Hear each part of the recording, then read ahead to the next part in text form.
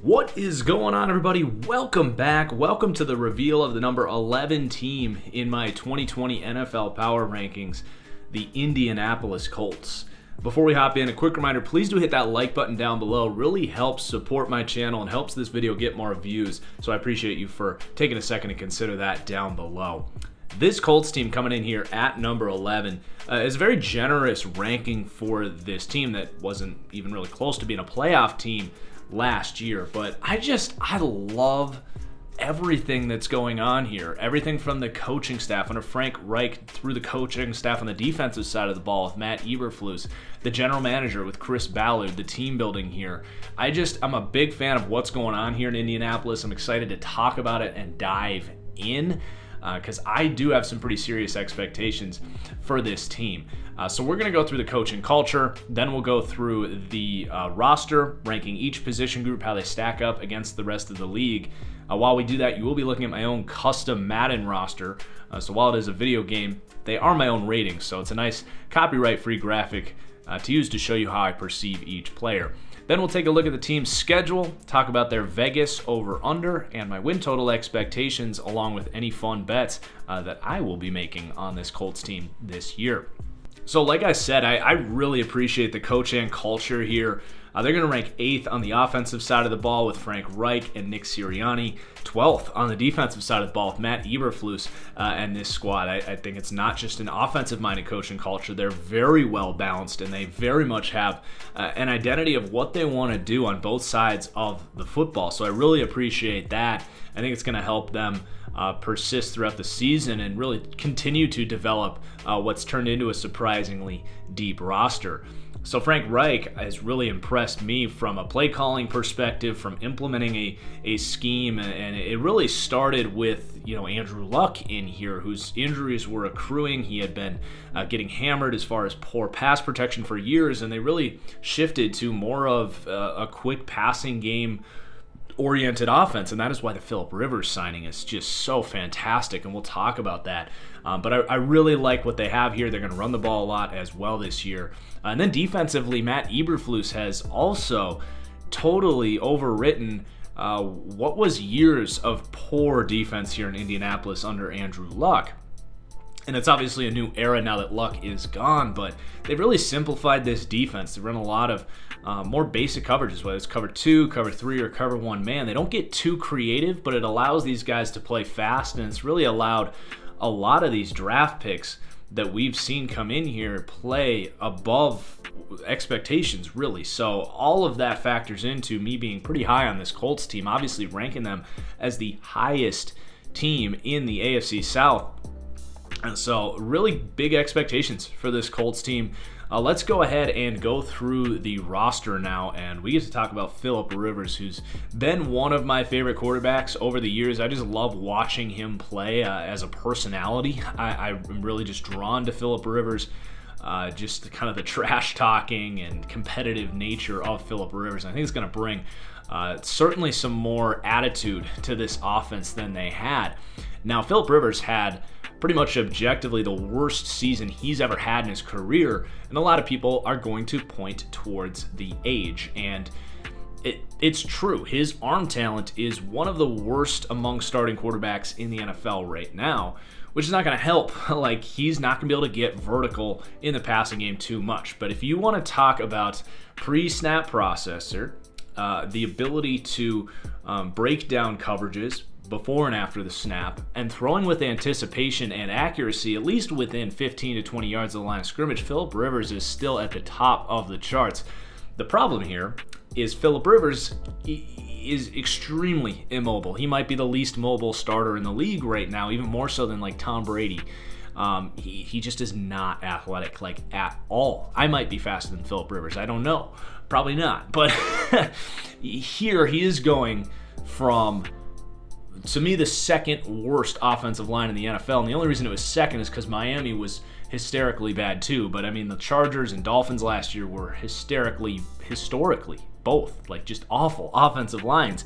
And you're coming here to Indianapolis where they're going to be, spoiler alert, the second best offensive line in the league. He's going to have time to throw the football last year, to me, compared to what he's going to be working with here in Indianapolis, you can't even compare the two, because when you don't have a mobile quarterback, you have to protect them. You just do. Like, just think about it. Like, you can't move around. You can't buy time. You need an offensive line in front of them because they need to hang in the pocket. They can't move around and do that stuff. So, to me, I totally expect Phillip Rivers to bounce back. Now, he's got some of that lack of arm strength, and people listening on the podcast are probably wondering, what's the ranking here? It's 16th, right in the middle, which is a massive upgrade from what you had in Jacoby Brissett. So I do have a lot of confidence that the quarterback position is going to improve here. They have a great system in place here with a quick passing game that is established with the rest of these guys, because that's what they tried to do with Andrew Luck.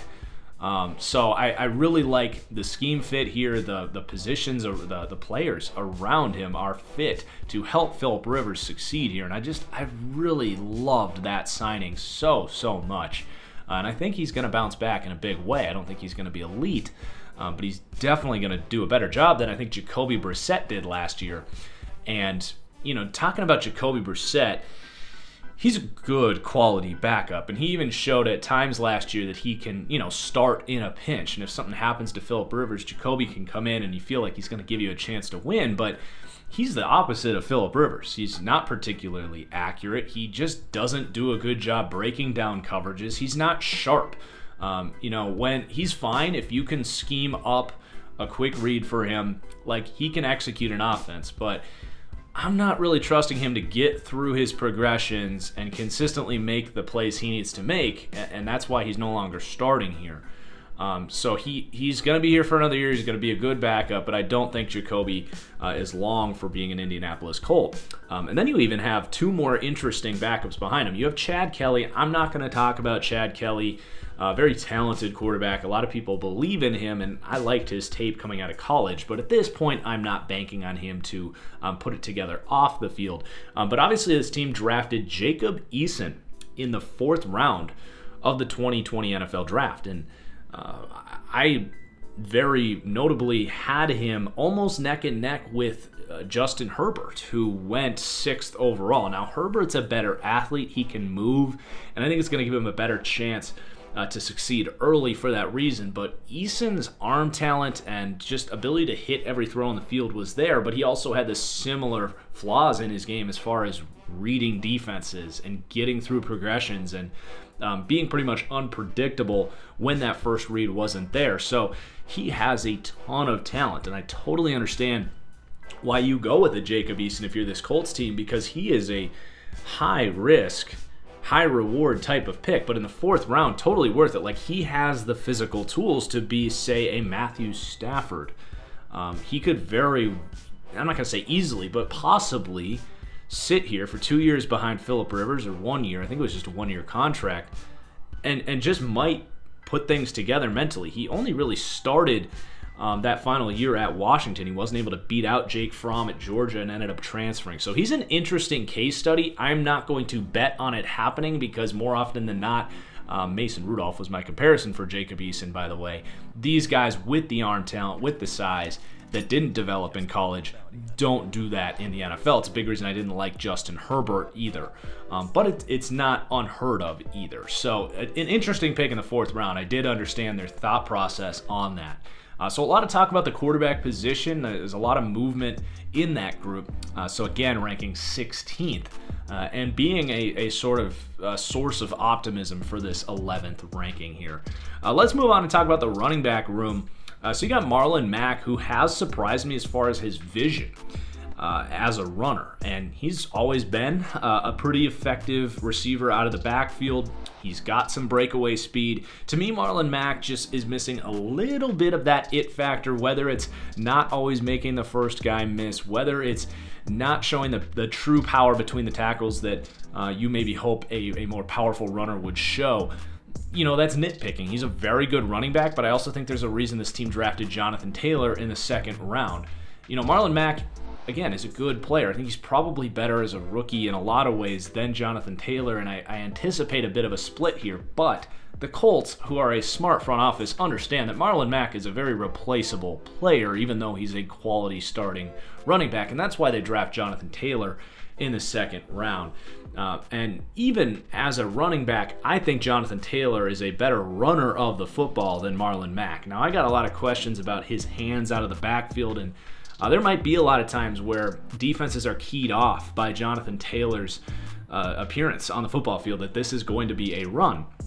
But with creative play calling, misdirection, and this offensive line here, I don't think it's going to matter a lot of times. I think Jonathan Taylor is very much an offensive rookie of the year candidate. Here we have Phillip Rivers able to hand the ball off to another Wisconsin running back, having done it for years with Melvin Gordon. I think that Jonathan Taylor is going to rush for 1,000 yards and have a fantastic season. I just think he's going to be remarkably efficient on this team. So they're going to rank 10th for running back in this league, which is saying a lot because I don't think Marlon Mack is a top 15, top 20 running back. Jonathan Taylor's a rookie. And then you even have Nyheim Hines, who's one of these fantastic scat back mismatch problem types of guys that Frank Reich doesn't use a lot, but definitely deploys him well and is someone that defenses have to keep an eye on. So I really like the three-headed monster. You might not have your traditional top 10 do-it-all three-down back, but you put all these guys together with a good coach, they're going to get very high-level play from this running back position. And then you have Jordan Wilkins, a fifth-round pick, who is a kind of, master of none, jack-of-all-trades type, who, if three guys in front of him got hurt, he could do a little something. So I like the running back room quite a bit. It's going to rank 10th. I think this is going to be one of the best rushing games in the entire NFL. And, let's mix it up a little bit. Let's do the offensive line next, because I think the offensive line is a big reason why people who follow this Colts team closely expect them to be a playoff team this year. This is the second best offensive line in the NFL. We have not revealed number one yet, but man, this offensive line is impressive, and it's really cool to see what this team has done in a short period of time, going from one of the worst in the league to obviously one of the best. So at left tackle, you have Anthony Costanzo. Now, I am a little worried about how long he's going to sustain. Some tackles, say Andrew Whitworth, can play at a high level at left tackle until they're 40. That's kind of an anomaly. Anthony Costanzo did just re-up. He's 31 years old, so you imagine he's going to be here for a few years, but that's not really talking about this year. As far as this year is concerned, Costanzo is good to go. He's one of the best pass-protecting left tackles in the NFL, and he's actually developed as a run blocker since he's been here. So I do really like what you have at left tackle, one of the better ones. Quentin Nelson, to me, might be the best offensive lineman in the entire NFL. In year 3 here, I expect him to basically cement himself as the top 10 player, Hall of Fame caliber rock star that he is. I mean, he was as close to a can't-miss prospect as you're ever going to see on the offensive line, and he's been just mauling dudes the second he got into the NFL. And he's a heady player, too, who is athletically gifted, and he loves the position that he plays. There's literally nothing wrong with Quentin Nelson. He's pretty much the perfect guard. Then you have Ryan Kelly, a former first-round pick, a very talented center, but he's going to be playing on the 5th-year option this year. I think this could be a bit of a prove-it season for him. I expect him to play at a very high level, play like a top 10 center in the league, and get a really hefty contract. He's had some health questions over the years, but I really don't have anything bad to say about Ryan Kelly. I do expect him to be healthy and be one of the better centers in the league. Right guard might be your biggest weakness, but it's not bad. Mark Lewinsky, I think, has definitely benefited from the talent around him, but a really smart, athletic player who's really good blocking on the move and is excellent in the screen game. So for him to be your weakest link, that's saying a lot. I think the Colts have the deepest, or at least most well-balanced offensive line, because Mark Lewinsky as a weakest link is not bad at all. That was a really good undrafted find by this team. And then you have Braden Smith, a second-round pick in 2018, who continues to get better on a year-to-year basis. A guy that played guard at Auburn, but had all the athletic traits at 6'6", had the length, and the Colts recognized that. It was actually one of my better draft calls over the years is this guy is built to play tackle in the NFL. I don't know why Auburn had him at guard, but the second he plugged in at right tackle from the get-go, he was just a fluid plug-and-play tackle that this team stole in the second round. Very much a first-round caliber prospect who's played up to that. Was just being used out of position at Auburn. So he's a stud. He's an up-and-coming star tackle. I would say that maybe pass protection he could use some more growth as far as preparing for counter moves with pass rushers. The anchor, I wouldn't say he's top end, but he also has translated the run blocking capability coming from a guard at Auburn to being a really good run blocker at tackle in the NFL. So I mean, left to right tackle, you don't have a question mark. Most of these guys are stars. It's really impressive, and I think Phillip Rivers is just going to take a big sigh of relief. Like the first 10 snaps at training camp, he's going to be like, oh my God, I can sit in the pocket and make a read before I have to panic. Like it's just going to be night and day for this offense. And it's going to help open things up for everyone else, from the running backs to the receivers to buying more time for the defense to catch their breath. It just helps everything. So really impressive what they have here. The depth is so-so, actually probably pretty poor. You don't want any injuries here. Quite possibly the second best lineman here is going to be the best lineman off the bench is going to be Danny Pinter, a 5th round pick out of Ball State. Wasn't much on my radar, but I do trust this front office. And then they got some unreliable veterans like LaRaven Clark and Chaz Green, who have starting experience but have not been good when they're in there. Andrew Donnell, Jake Eldrenkamp, and then a 7th round pick in Javon Patterson last year. It's just not very good depth. You hope these guys can stay healthy. But again, the 2nd ranked offensive line. And then let's talk about the receiving core. This is probably the weakest part of this offense, but I will say there's a lot of potential with this receiving group. So starting with the receivers, you obviously have T.Y. Hilton, who to me is what he is. He's a fantastic deep threat. I would say he's kind of there with like Adam Thielen as far as the high-end number 2. He's not that traditional big-bodied guy. And I would say when healthy, I'd be perfectly fine with T.Y. Hilton as your quote-unquote number 1, especially when you balance it with guys like Pittman and Campbell here who complement his skill sets very well underneath, and Zach Pascal. But that's splitting hairs. T.Y. Hilton, I'm not here to bash him. He's a fantastic receiver. I do worry, he's getting this vibe that he's been kind of beat up injury-wise. He's played through a lot of injuries. Getting up there in age, I just don't look at T.Y. Hilton as a number 1. I look at him as very similarly to, like, say, Deshaun Jackson when he was on the Bucs, like a very good deep threat, an awesome mismatch problem, and someone that's a skill set that's difficult to find. So I like what you have in T.Y. Hilton, obviously, but with Phillip Rivers, T.Y. Hilton's never blown me away with the catch and run game. He's been more of a deep threat than a short to intermediate receiver. So I just don't have the highest of expectations for T.Y. Hilton, but he's still obviously someone the defenses are going to have to shift coverages towards because he's just a fantastic speedy receiver.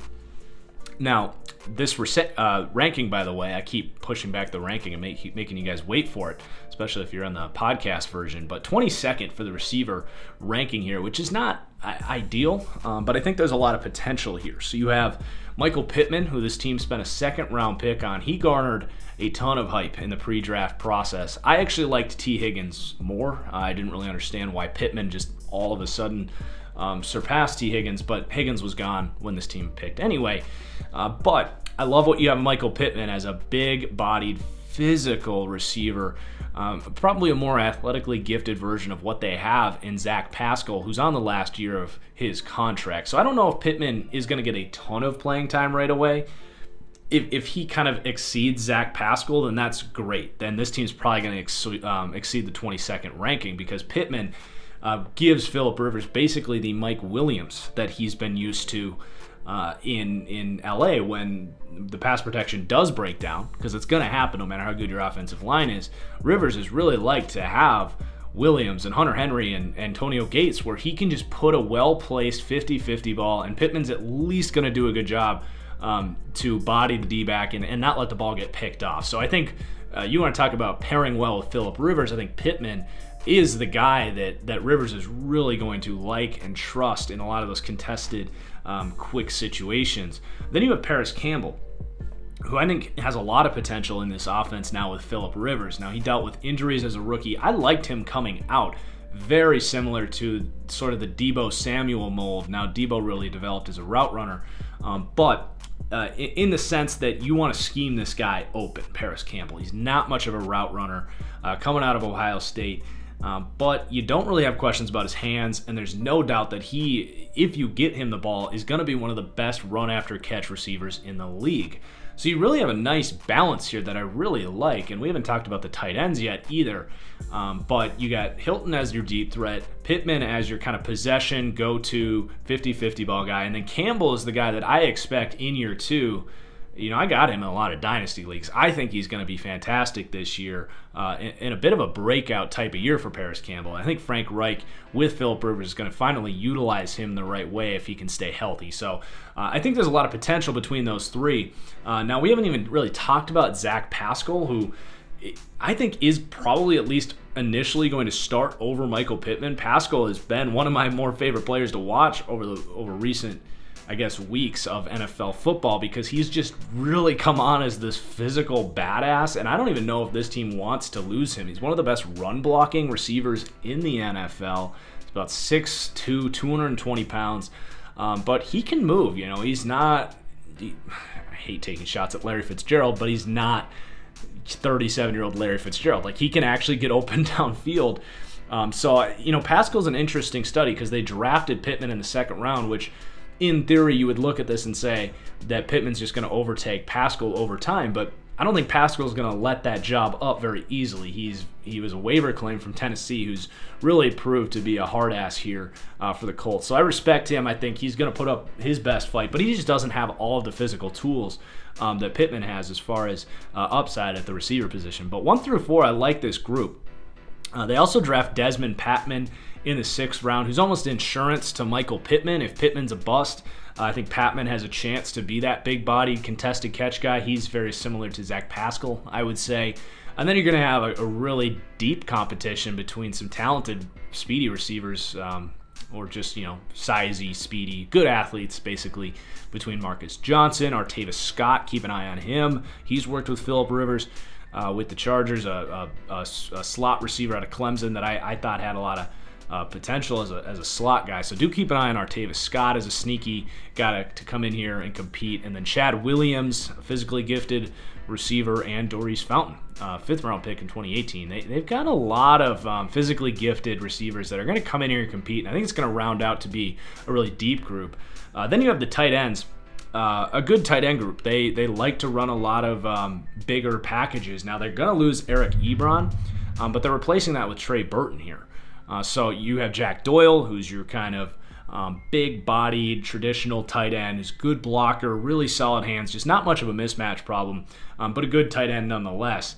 And then you're going to have Trey Burton coming in here, probably going to play that Eric Ebron role as a little bit more of that mismatch problem. Hope he can get open on play action. Hope that Phillip Rivers can use this guy better than Mitchell Trubisky did in Chicago and kind of reestablish the hype that existed when Philadelphia let him go. Obviously, Frank Reich worked really well with Trey Burton. So I think Burton's going to be a seamless replacement for Eric Ebron. That was kind of a steal to swoop in and grab him. I think he'll have some productive games. I don't think he'll be very consistent, but I think in certain games, Frank Reich's going to find ways to get him open, and he's going to make some plays. Then you have Mo Alley Cox, who's a phenomenal third tight end. I think he would have been fine stepping into Eric Ebron's role, to be honest. He's just not quite as fast. But a former basketball player, you know he's going to be able to body guys out for jump balls. He's developed as a blocker. Similar with Xavier Grimble. You've got 4 deep at tight end that you feel pretty good about. They're going to really use these guys in a heavy run game. I think we'll see a lot of these tight ends here in 2020 for the Colts. So the offensive group is, I really like this roster. Like, they don't have, other than Quentin Nelson, I would say they don't have a superstar, depending how you feel about T.Y. Hilton. But pretty much every position, you've got quality starters, and you pair that with a quarterback that knows what he's doing and a head coach that's going to be able to scheme these guys up. Like, I really think this offense is going to be tough to defend. And it might not be an offense that consistently puts up 30 points, but it's going to be a nuisance to play because you're going to have your hands full with all of these different receiving threats, trying to get to the quarterback, trying to stop Jonathan Taylor, who's a total beast, Marlon Mack. Like, I just think defenses are going to get really exhausted trying to defend this Colts team. And we're going to see a really effective offense. And I'm ranking them 11th, which is probably higher than you're going to see out there. But I like what I'm seeing here from this Colts team on the offensive side of the ball. Then defensively, again, they're working up to that as far as getting superstars on this side of the ball. But I look at this as much more of a well-coached, simplified defense with a ton of depth.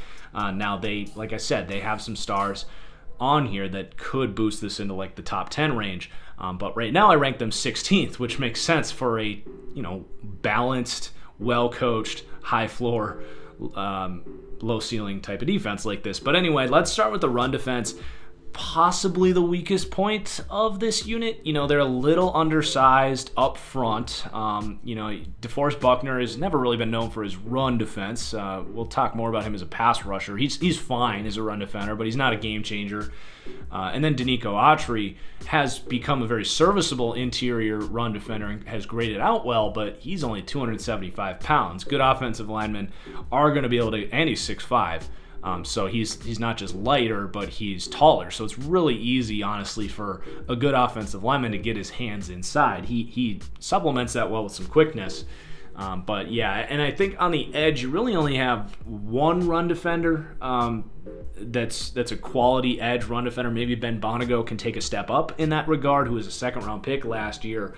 But Al-Qadim Mohammed really emerged as your traditional sort of bigger-bodied edge that's going to rotate out on pass rushing downs, but he's one of these guys that's really come into his own. And then Tyquan Lewis, another guy, is he going to play on the edge? Is he going to play interior? Is he a long-term replacement for Danico Autry?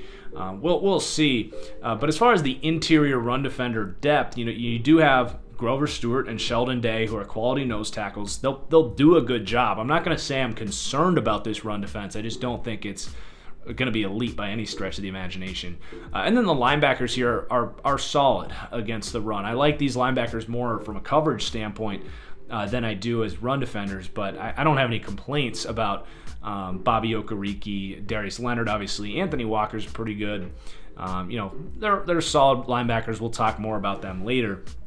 But yeah, 20th for run defense. I don't really have much more to say. It's just not all that important, and I think this team will be just fine defending the run, even if it won't be, an unstoppable force, a team that's terrifying to run on.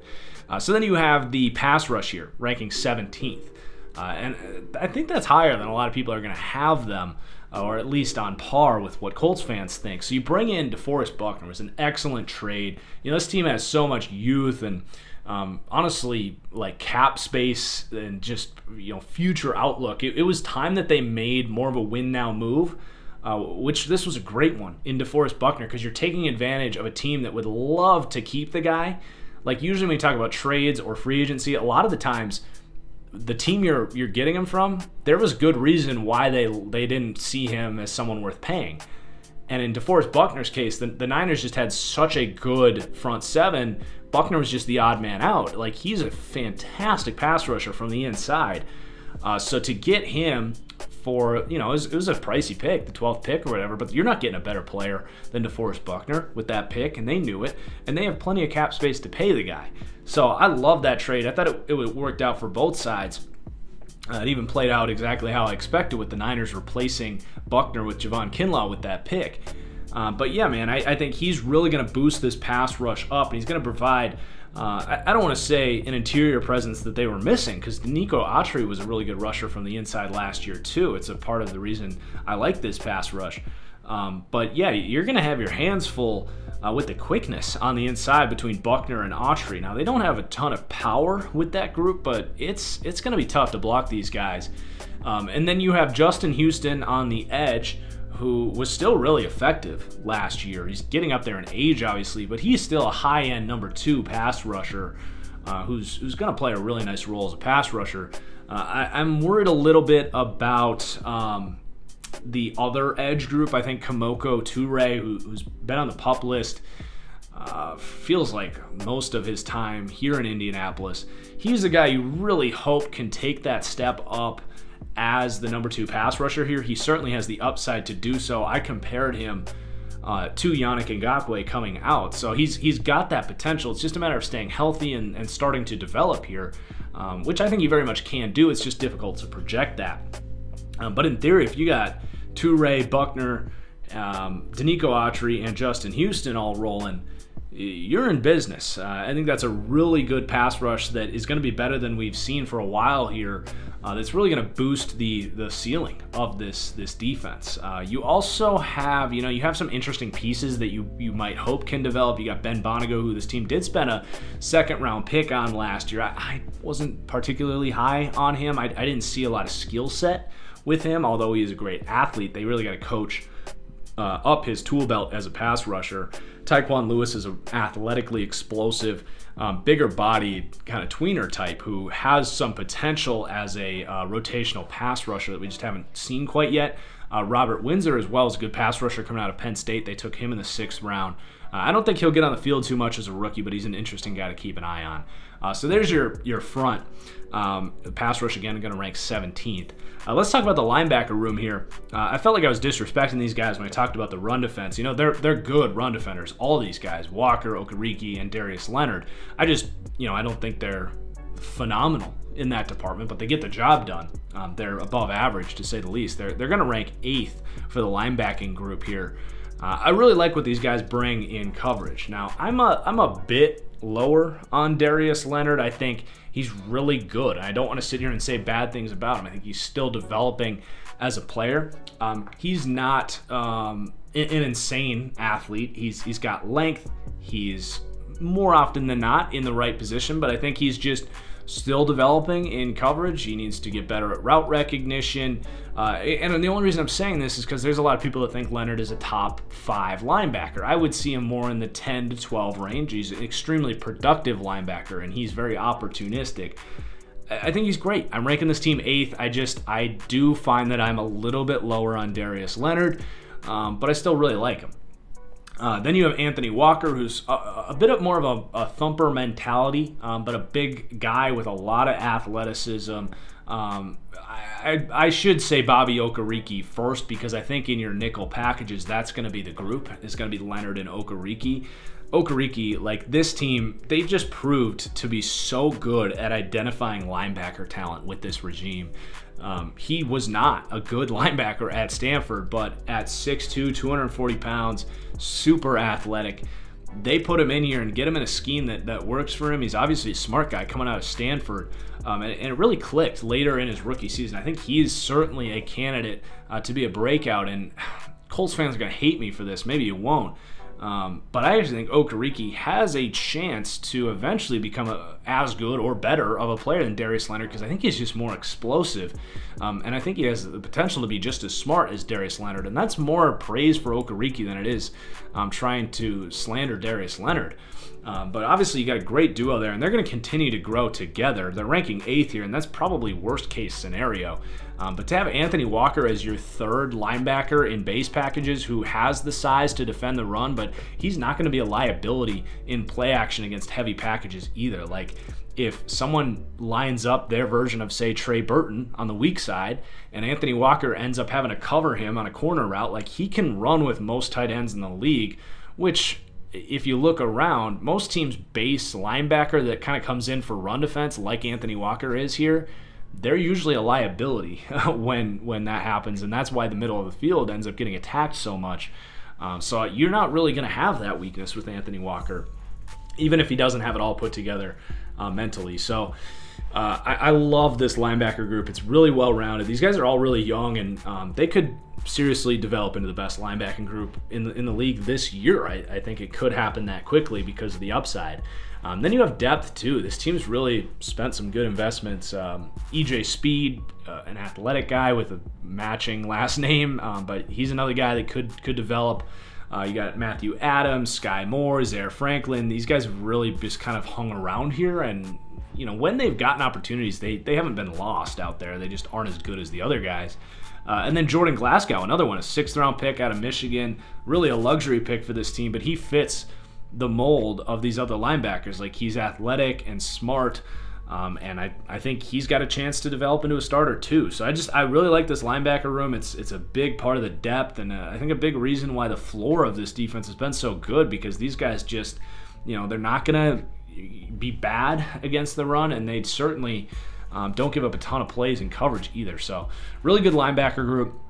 The secondary here I kind of like as well. Now, you don't have any stars. I would love to say Malik Hooker is, but he just hasn't reached that level yet. I think he very well could this year. But you bring in Xavier Rhodes, who I think is going to be a great fit in this scheme. And I think Rhodes, he's very lengthy. He's still quite possibly, I would say, top 4 or 5 pressers in the league. He's not a top 5 press corner because of what he does after the press is over. But Rhodes has really struggled in recent years as Zimmer has shifted more towards off coverage, things like cover 4 and man coverage. And Rhodes has struggled more than that, as opposed to when they ran a ton of cover 3 press, which this team likes to press a lot. And I think Rhodes is really going to fit well here in this scheme. And the expectations aren't that he's going to be former Xavier Rhodes, who was one of the best corners in the league. But I think getting kind of rejuvenated here, he still has some juice in the tank. Now, he has really struggled in recent years, and you got to use the guy right, because he is one of the more stiff corners in the league. He always has been. People just didn't really pay attention to that, and I always tended to think he's overrated. But now at this point, it's kind of come back the other way, that I think he's actually going to be a pretty good signing here, a 1-year kind of prove-it contract. I think it's going to be, that's the kind of thing that wins in this league, is just finding Xavier Rhodes for cheap and putting him in a good scheme fit to rejuvenate his career a little bit. So I think he's going to be a really solid corner. I don't think he's going to be a superstar. You're going to have a battle for the other cornerback position. They're going to give the nod to Rock Ya-Sin, who they spent a second-round pick on, but I think Marvell Tell, which was another kind of good position change call by me. By the way, in that 2019 draft, he played safety at USC, but with that length and speed, I thought, maybe better fit as a press corner at the next level, and here he is. So I think you're going to get a competition between Rock Ya-Sin and Marvell Tell. The slot corner position is very much taken care of. They got Kenny Moore, who's one of the best slot corners in the league, as far as just the mental aspect paired with great quickness. Like, Kenny Moore is the ideal slot receiver, so you're figured out there. But Rock Ya-Sin, Marvell Tell, I think these guys are very similar players. Tell maybe a little more physically gifted, Rock Ya-Sin a little more instinctive and tough.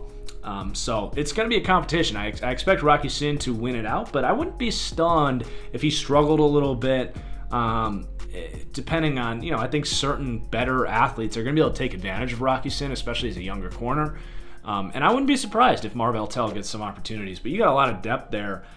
It drops off a little bit after those 4. They did sign TJ Carey, who's a good kind of high floor veteran to have here as your 5th guy or 4th guy. If Tell or Rock Ya-Sin just aren't very good at their age, or if Xavier Rhodes can't stay on the field, which has been a problem for him over his career. He fits the mold here as that lengthy press corner who's going to boost the floor of the secondary. Again, secondary depth. Like, the good front offices look around the league, go 5-6 deep at the corner position, and here you go, the Colts. They even spent a 6th-round pick on Isaiah Rodgers, who could become a cheaper long-term answer at slot corner. I don't think Kenny Moore's going anywhere anytime soon. It's obviously a 6th-round pick here, but Isaiah Rodgers fits the mold as that quick slot corner with some instincts. So I love this cornerback room. I think that's your 6 right there. Just pack it in. And then you have a good safety room. Malik Hooker, again, athletically gifted, but was a bit of a 1-year wonder coming out of Ohio State, but that 1 year was one of the best years of free safety we've seen in a long time. He just, he hasn't been able to put it all together for a season. He's been a really good free safety, but I think this team looks at Hooker and says, his price range might be a little more than we're comfortable with, and that's why they took Julian Blackmon. I think this team's done a phenomenal job of planning because you don't want to end up with bad contracts. And not even bad contracts, it's just if you can get 95% of a player for 10% of the cost, that's good team building, especially with the structure of the CBA and the value of rookie contracts right now. So this team's really planning ahead. They're saying, if Hooker breaks out, we pay him, that's great. We would love him to emerge as a top 5 free safety in the league.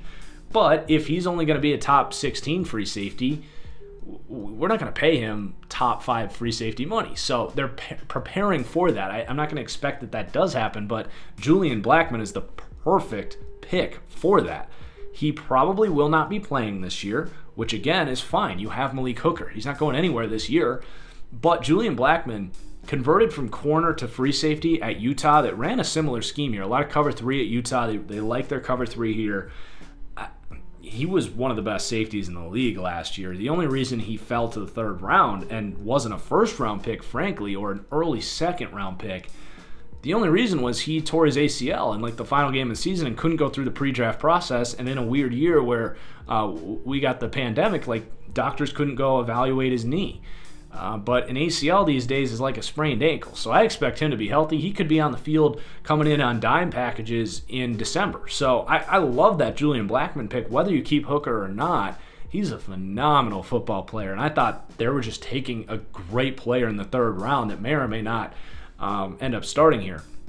And then at strong safety, Khari Willis was a 4th-round pick last year. Really good kind of nose for the ball, run defending, kind of box safety type. He's a good fit here. I think over time they're going to find a way to upgrade that. I don't think Khari Willis is going to get a whole lot better. I think he just kind of is what he is. But he's one of these good box safeties that's a secure tackler. You don't need everyone on the field to be a rock star.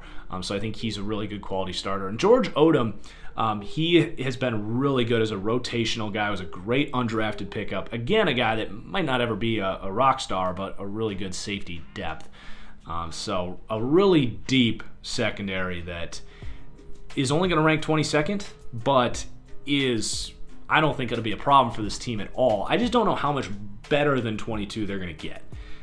So there is your roster review. A lot of guys to go through. Let's talk about the schedule here, which is actually really favorable. So I'm kind of in on this Colts team. I've got them starting 6-0. You get Jacksonville, the Jets, at Chicago, at Cleveland, Cincinnati. I think they win all 5 of those games. You get Minnesota at home as well. At Detroit, at Baltimore, at Tennessee. I think they'll be one of these teams that starts 6-0, gets a lot of hype. Then they cool off a little bit midseason. That's a tough stretch. But then finish strong. Green Bay, Tennessee in the next 2 games at home, getting wins. And then I have them finishing 3-2 down the stretch against a mix of easy and tough opponents. But 11-5 on the season, so a glowing review. Or preview rather of this Colts team. I've got really high expectations. I was actually tweeting back when they signed Phillip Rivers that, or even before so maybe, that I was going to be making Super Bowl bets on this team, and I've got them in. I think it's at 33-1 or something like that. They got to be higher at this point. But I really like this team.